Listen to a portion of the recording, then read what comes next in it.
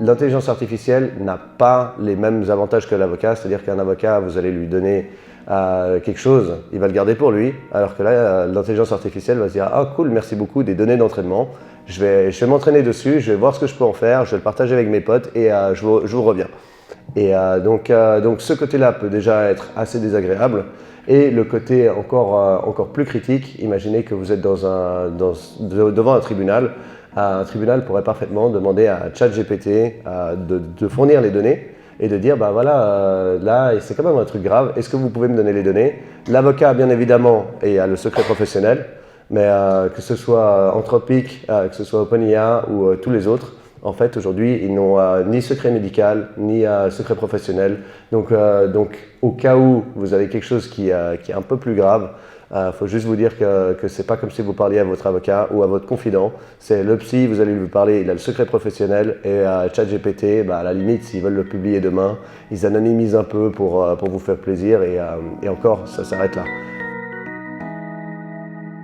L'IA, elle a un biais aussi, c'est qu'elle veut toujours être cool. Elle veut toujours vous faire plaisir et donc le premier truc qu'elle va se dire, c'est comment est-ce que je continue la discussion avec cette personne et qu'à la fin, comme une hotline, à la fin on raccroche et on est content. Si je viens et que je lui dis ah ben voilà j'ai une super idée, demain je plaque tout, je vais aller faire mettre de plongée en Thaïlande, et elle me dit ouais c'est une idée géniale, vas-y fonce. Et en fait si j'ai jamais fait de plongée et que je sais pas nager, il va quand même me dire ah bah c'est super ton idée et tout ça.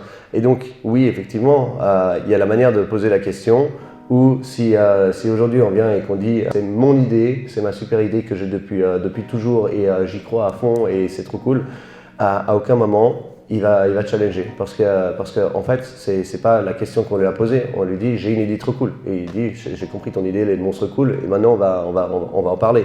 Et donc il y a une manière de poser la question, toujours y aller avec un filtre plutôt négatif par rapport à l'IA parce que l'IA va avoir tendance à être hyper positive.